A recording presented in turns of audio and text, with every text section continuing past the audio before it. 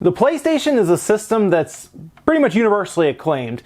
Pretty much anyone who had one of these loved the thing. It was really, really cool when it came out, and, well, unfortunately for me, I actually had the Nintendo 64 first and then went to the PlayStation. Now, I say unfortunately because the PlayStation just had so many games, and I was a fan of the RPG scene at the time, and on the 64, there really wasn't a lot of that. But I still enjoyed the Nintendo 64. However, later on in the generation, I got one of the slim PS1 systems with a copy of Tony Hawk Pro Skater 2, and at that point, that was it. Tony Hawk Pro Skater 2 is still one of my favorite games ever, and while it was on the 64, they had all of the, the fail compilations where people were smashing their face on the ground on the PlayStation, something that wasn't on the 64. Anyway, the PlayStation still was amazing for what it did at the time when it showed up, because then not even Sony's competition was taking them seriously. When the dust settled after the 5th console generation, it wasn't even close. The PlayStation ran away with it, outselling the Saturn and the Nintendo 64 combined, and then doubled again. It was the first system that passed 100 million consoles sold for Sony, and it established them as a massive force in the gaming world. What's crazy about this story, however, is Sony wasn't supposed to be here at all, let alone produce the best-selling system of the 90s. It's a fascinating story that shows a company establish themselves with limited first-party presence for games and go up against the two titans of the industry in Nintendo and Sega. Today, we'll take a look at Sony's rise in the 5th generation and even take a PlayStation apart to show what it was capable of. This is how Sony and their first attempt at the console market dominated the 90s.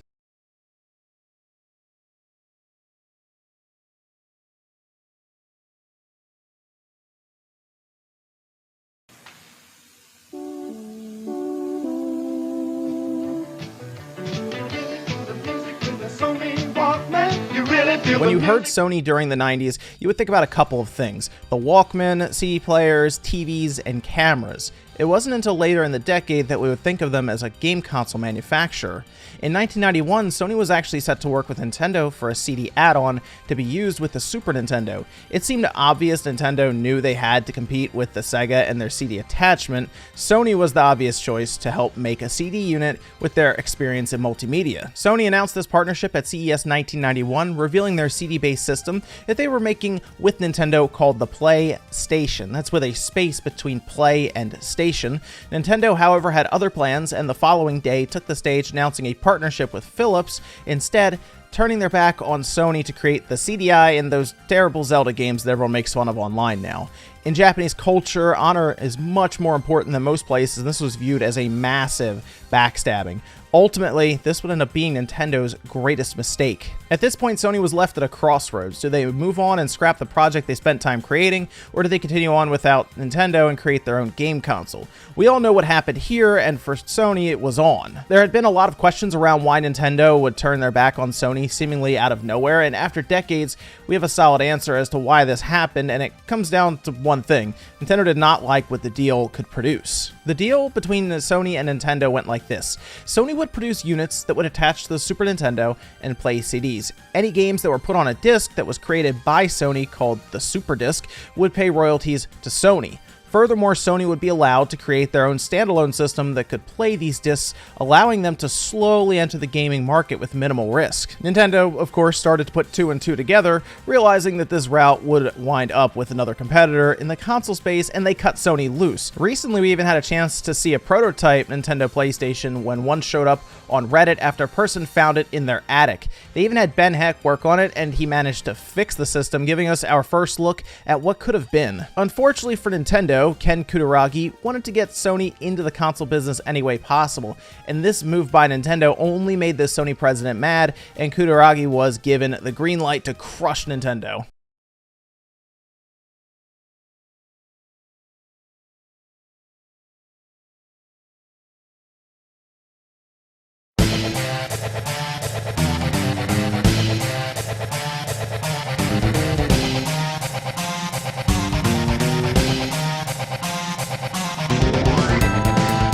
After the events of CES 1991, both Nintendo and Sony went their separate ways, with Nintendo continuing to work on their Super Nintendo and Sony going off to build their 5th generation console. Now, Sony was still kind of hesitant because they didn't really have any history actually making games, even getting deals or anything. So they weren't completely confident going forward by themselves. So they did approach one other company before going full speed ahead technically on the PlayStation console.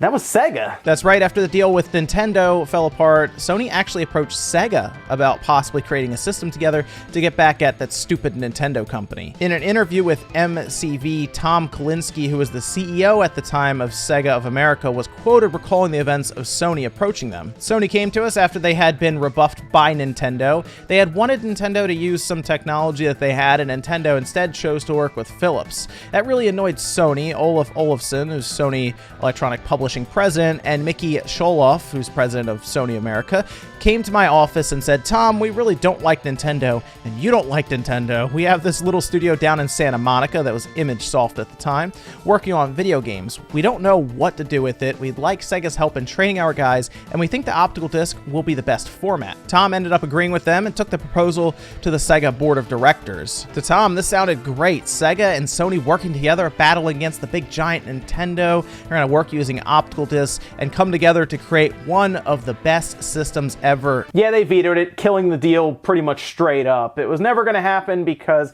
according to Sega's president and their board of directors, Sony doesn't know how to make hardware or software, so why would we partner with them? Once again, another deal that passes them by that probably could have changed the landscape of gaming. We now have Nintendo completely cutting ties with Sony and Sega not even bothering to talk to them about it. This is Sony's competition, treating them like the underdog. Technically, they were, and that's why Sony, they had to make themselves known. By the end of 1992, Sony was full speed ahead for their new console. Originally, they had grappled with the idea of 2D versus 3D for the console's graphics direction. However, after witnessing the booming popularity of Sega's Virtua Fighter, it was clear 3D was the future, and they decided then and there the system would have to push those boundaries if they wanted to succeed. Oh, and there was also the matter of the current name for the system, since PlayStation tied them to Nintendo in a way that didn't sit well with them, and of course, in previous contracts. There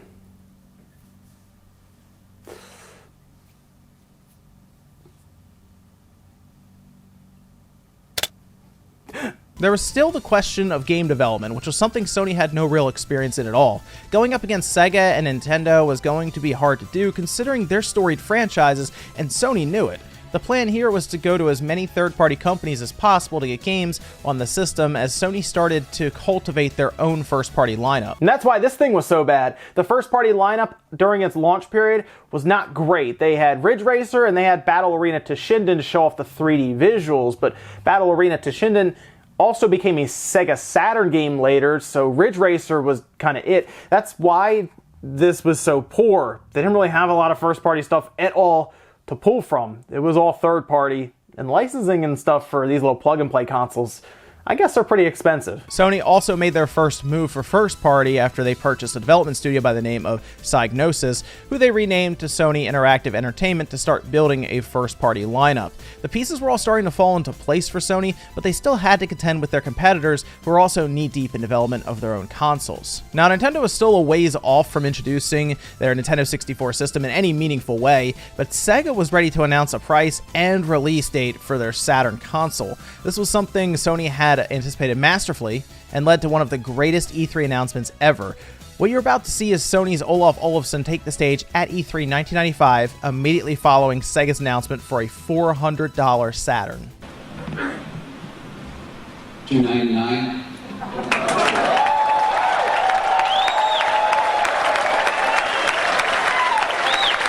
The applause tells the entire story here. While the Saturn was confusing and expensive, the PlayStation was compelling at $100 cheaper. This could be the greatest coup in Sony history, possibly only second to the shots they took at Microsoft during E3 2013.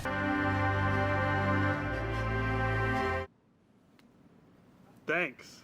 Yeah, sorry Microsoft. At E3 2013, well, Sony, they kind of made you their Saturn. From there, the PlayStation was absolutely unstoppable. In Japan, the system sold 2 million units in its first 6 months and sold an additional 2.2 million in the US after a year in the market. Throughout its time on store shelves, it outsold the Saturn 2-1 starting out, and even after the N64 launch, the PlayStation sales only increased. When it was all said and done, the PlayStation had sold a staggering 102 million consoles, placing it currently 4th on the all-time best-selling consoles list, although the PlayStation 4 will most likely take its place soon enough. So now that we've gone over the history of the system, let's rip it apart.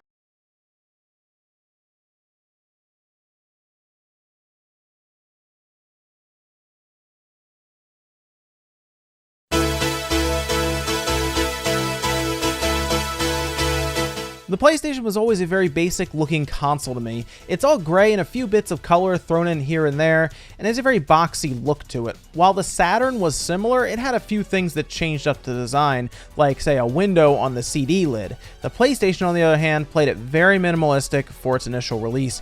I figured it was to appear as a more mature system that people would be happy placing next to their TV, but then they also threw basic shapes on their controllers, so what do I know? The system, of course, used CDs, and this was a big selling point for third parties. The iconic black bottom disc gave developers freedom when it came to creating their games, as they wouldn't have to worry about compression or space constraints. This was one of the biggest reasons Square left Nintendo at the time, since games like Final Fantasy VII would have been most likely impossible to work out on the 64. You basically had a cheaper way to make bigger games, so of course you're going to PlayStation. One PlayStation disc could hold up to 700 megabytes of data. Compare that to a single cartridge for the N64 that could hold 64 megabytes at the most, and the CD advantage becomes obvious. Also consider the fact that multiple discs could be used for games that were gigabytes in size. The obvious drawback to using discs, however, were the load times. Now, some load times were pretty quick, but some just took forever. This was actually one of Nintendo's biggest hangups around using CDs. Those were the load times that came with them. Nintendo actually figured most kids would lose interest if a game took too long to start up, and I have to give them some credit here. They stuck with this idea. Even the GameCube that made the jump to DVDs still used smaller mini discs to avoid longer load times. Although they did give up this notion with the Wii and then the Wii U, but hey, now they're back to cartridges, so there you go. Opening the PlayStation is actually really easy. In fact, this entire system is one of the easier ones to get started with if you were ever interested in poking around a console. They're cheap enough as well, so they make a good practice system. Just don't touch the exposed power supply unless you want to get shocked. A few Phillips head screws hold the top of the system down, and once we remove them, we can see the full laser assembly. The laser isn't held down with any screws and instead rely on pins and the top casing to hold it in place, so removing it is really easy after unplugging the power cable and ribbon cable. So if you ever have to replace your laser, it's actually one of the easiest things you can do. It's basically just plug and play. The rest of the way is pretty simple. There are a few other cables to unplug, like the controller port cable and the power supply cable. Otherwise, Phillips head screws are the only thing keeping you from the motherboard.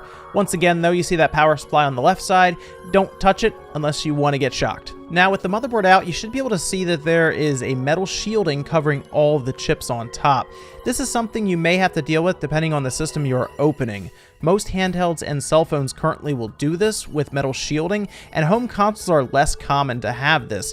Basically, if we want to take a look at the chips, we need to desolder the metal casing covering it up.